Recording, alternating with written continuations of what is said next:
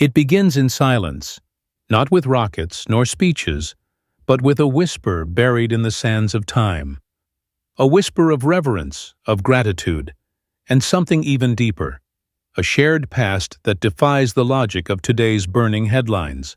For over 2 millennia, long before the world spoke of uranium enrichment or drone warfare, Persians and Jews were bound by a thread woven from liberation and sanctuary. It's the kind of origin story that demands you pause. How did such an alliance, so old and so profound, rot into a confrontation that now threatens to consume the Middle East in fire? If you're drawn to untangling the real power plays behind today's most explosive conflicts, don't forget to subscribe and turn on the notification bell, so you never miss a chapter in the stories reshaping our world. Back in 539 BCE, the mighty Cyrus the Great, king of Persia, conquered Babylon and freed the Jewish people from exile.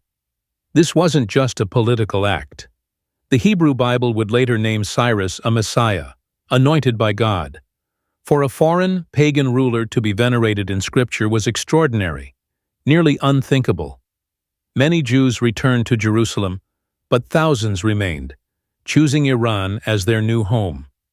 Unlike other diasporas forced into exile, this was voluntary, even hopeful. Do you find it surprising that today, Iran still holds the largest Jewish population in the Middle East outside of Israel? This deep cultural exchange left marks that still echo. The Zoroastrian religion of ancient Persia shaped Jewish beliefs in angels, the apocalypse, heaven and hell, foundations that would later influence Christianity and Islam alike. The admiration was mutual. In modern times, over 200,000 Israeli citizens trace their roots back to Iran, including prominent figures like former President Moshe Katsav and Deputy Prime Minister Shaul Mofaz. Iran and Israel, it turns out, both see themselves as unique in the region, superior to their Arab neighbors, deeply suspicious of outside forces. What happens when two exceptionalist identities collide? Fast forward to the 20th century, where another unlikely partnership blossomed in the shadows. When Israel declared independence in 1948, surrounded by hostile Arab states, it sought non-Arab allies to survive. It found three: Turkey, Ethiopia, and most crucially, Iran, then ruled by Shah Mohammad Reza Pahlavi. A secular pro-Western monarch, the Shah led a Shiite-majority country that quietly extended a hand to the fledgling Jewish state. This wasn't friendship born of love, it was strategic survival. Israel needed oil and legitimacy. Iran needed advanced weapons and access to Washington. But beneath the surface lay mistrust. Can any alliance last if it must always remain hidden? Their collaboration was secretive yet deep. Iran funneled oil to Israel via the Eilat-Ashkelon pipeline, bypassing the volatile Suez Canal. Israel, in return, trained thousands of Iranian specialists in agriculture and military technology. The Mossad even helped train Savak, the Shah's feared secret police. Yet the alliance was so fragile, so covert, that Iranian officials would sneak through Turkey, hiding their passports to erase any trace of Tel Aviv. Realpolitik has its limits. What would happen when ideology returned to the stage? That moment came in 1979, and it shattered everything. The Islamic Revolution wasn't just a regime change, it was a spiritual purge. Ayatollah Khomeini, returning from exile, denounced the Shah's legacy and severed all ties with Israel. He didn't just call Israel an enemy, he called it the Little Satan, a theological abomination, a cancer to be removed. Iran handed over the former Israeli embassy in Tehran to the Palestinian Liberation Organization. The message was unambiguous. Resistance against Israel wasn't just political, it was divine duty.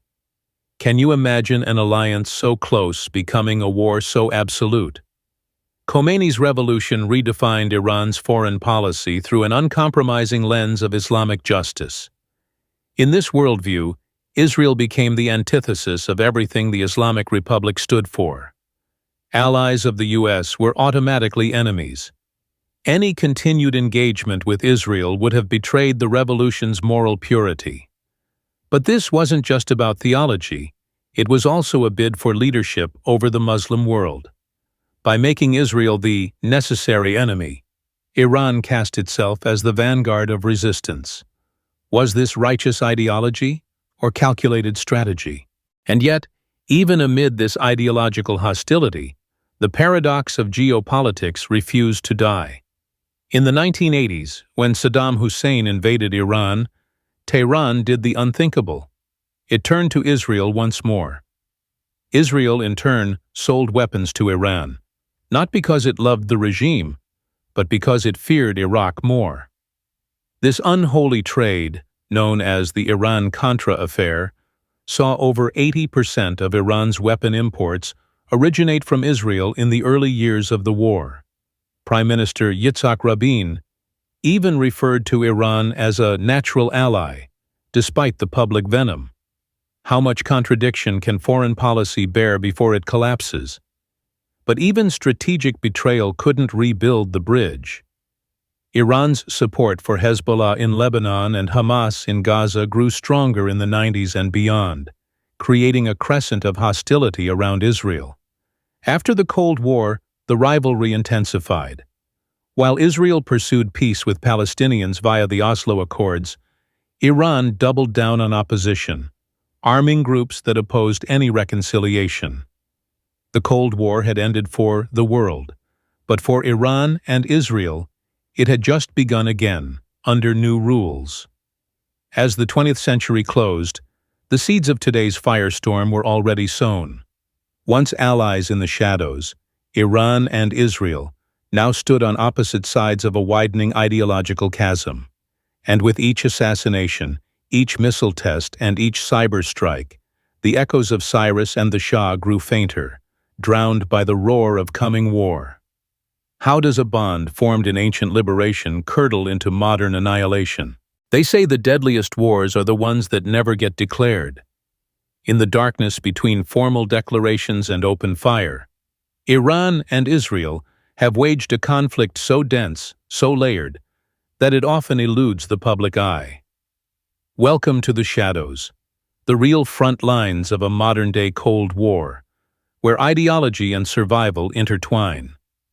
Here, missiles whisper through proxy hands, secrets detonate in data centers, and death arrives in silenced pistol shots on quiet Tehran streets. If Part 1 was about unraveling a friendship, Part 2 is about the quiet war that replaced it. By the early 2000s, the strategic calculus had shifted decisively. Iran's nuclear ambitions became the defining threat in Israeli eyes, not just because of what Iran might do with a bomb, but because of what possessing one would symbolize. For Israel, a nuclear Iran wasn't merely a security issue. It was an existential one. In speeches echoing through the Knesset and the UN, Prime Minister Benjamin Netanyahu repeatedly compared Iran's potential bomb to Hitler's gas chambers. Can any state tolerate another's survival if it believes its own hinges on that state's destruction? Israel's response came in many forms, but the doctrine remained the same: never again. Drawing from the 1981 Osirak precedent, when Israel bombed Saddam Hussein's reactor in Iraq, Tel Aviv sharpened its strategy into a modern creed. The message was loud but precise: no enemy of Israel shall ever go nuclear. Meanwhile, Iran accelerated its enrichment programs. By the 2010s, it had amassed thousands of centrifuges and launched one of the world's most aggressive ballistic missile programs. Missiles capable of striking not just Tel Aviv, but Athens, Rome, and possibly Vienna. Was Iran truly planning to attack, or was it seeking respect, deterrence, leverage? But direct confrontation was too dangerous, too costly. So both sides fought through shadows. Iran empowered proxies, armed wings of its ideology that could strike Israel without implicating Tehran. Hezbollah in Lebanon, Hamas, and Islamic Jihad in Gaza various militias in Iraq and Syria. These groups didn't just serve to harass Israel. They surrounded it, forming a crescent of instability, a ring of fire. Tehran trained them, armed them, and funded them, with thousands of precision rockets and increasingly sophisticated drones. Iran's message was clear: if you strike me, my allies will strike you from all sides. Is this defense or an offensive illusion? Israel adapted quickly. Airstrikes pounded Hezbollah positions in Syria. Assassinations targeted top Iranian operatives and scientists. Mossad's hands became longer and more precise, eliminating threats far from Israel's borders. In 2006, the war in Lebanon. In 2000, Gaza. Each campaign tested Israel's ability to contain the Iranian reach. But the stakes grew higher with every success. How do you fight an octopus if you never touch the head? The turning point came not from a missile, but from a worm. In 2010, a piece of code named Stuxnet unleashed chaos inside Iran's Natanz nuclear facility. Without a single explosion, thousands of centrifuges were destroyed. Iran's nuclear timeline was set back by 2 years. It was cyber warfare's coming-of-age moment. The likely culprits? A joint operation by Israel and the United States. But this blow only awakened the cyber giant sleeping inside Iran. If the physical world was too dangerous for retaliation, the digital realm offered a cleaner, deniable revenge. What happens when war leaves the battlefield and enters the server farm? Iran's response was swift. Hackers linked to Tehran began targeting Israeli infrastructure, banks, hospitals, electricity grids. One group, Black Shadow, leaked personal data, disrupted businesses, and sowed fear across Israeli society. Iran made it personal. No longer just a war of drones and diplomats, now it was about paralyzing daily life. In retaliation, Israeli cyber units targeted Iranian ports, nuclear suppliers, and even traffic systems. The port of Shahid Raji in Bandar Abbas ground to a halt. Chaos in cyberspace mirrored chaos on the ground. Can a war fought in silence scream louder than one fought with bullets? Meanwhile, assassinations became a tool of precision disruption. Between 2010 and 2020, at least 5 top Iranian nuclear scientists were assassinated. Most famously, Mohsen Fakhrizadeh, head of Iran's atomic program, was killed in 2020, allegedly by a remote-controlled machine gun. The strike wasn't just technical, it was theatrical. It reminded Tehran that no secret was safe. But did it slow Iran's resolve, or harden it? Still, this shadow war wasn't just reactive, it was strategic. As Iran pressed its advantage through proxies, Israel began to reshape its regional alliances. By 2020, the Abraham Accords ushered in a new order. The UAE and Bahrain formally normalized ties with Israel, with Saudi Arabia rumored to follow. These weren't just peace deals, they were anti-Iran pacts in disguise, uniting Sunni Arab states with Israel in a quiet, strategic front. For once, Iran's enemies weren't just Jews. They were also Arab monarchs with oil and ambition. Could Israel finally break its isolation by turning Tehran's neighbors against it? Iran saw the threat clearly. In response, it doubled down. More weapons to Hezbollah, more funds to Hamas, more operations through Syria. But then came the next Israeli pivot. No longer content to strike the tentacles, Israel began hitting the head. Airstrikes in western Iran targeted drone factories and RGC bases. Covert missions reached deeper into Iranian territory. The battlefield expanded. No longer just border clashes, now it was national-level warfare in slow motion.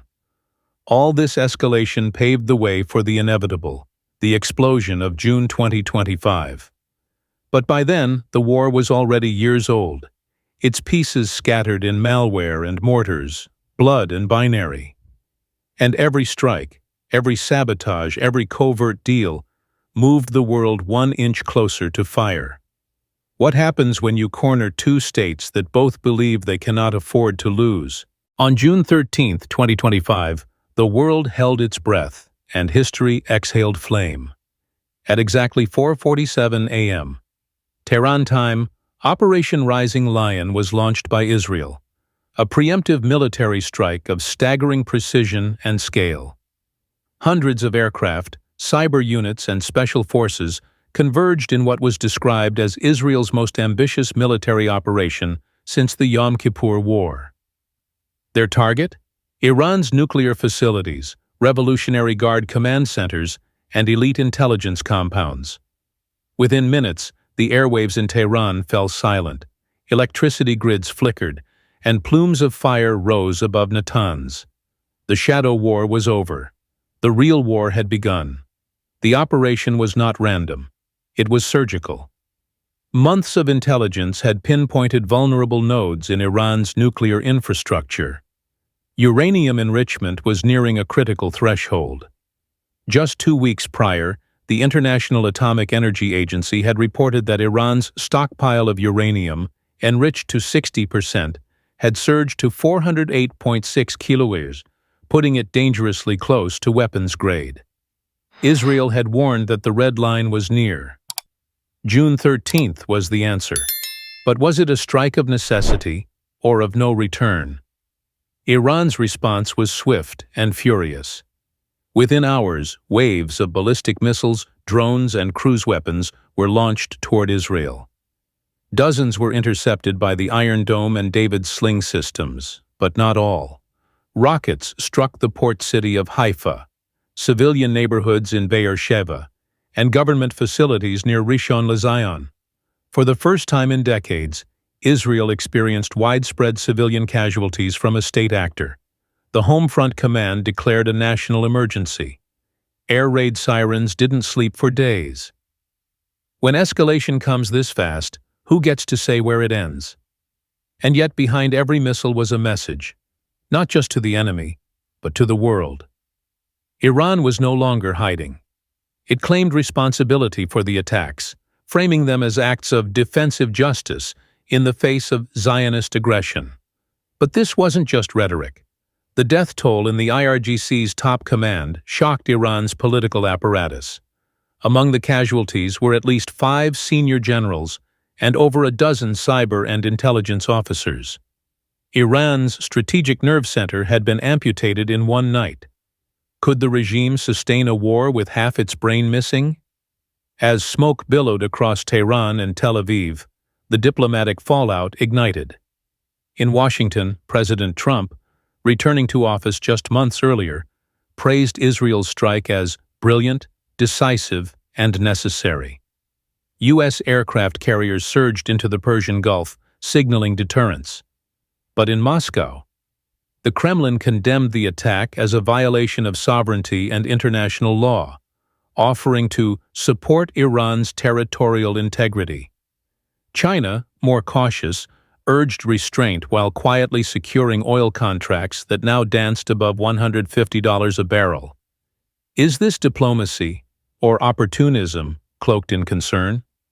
Europe, ever the cautious broker, scrambled for relevance. France and Germany called for immediate ceasefires, while the UK offered to host emergency nuclear negotiations. But neither Iran nor Israel was listening. Both claimed moral clarity. Both felt history had justified the path they were on, and both believed retreat would mean existential loss. Can diplomacy function when both parties believe they are God's instrument? Arab powers were caught in paralysis. Saudi Arabia, the UAE, and Egypt publicly denounced the strikes, but privately feared Iran's growing reach.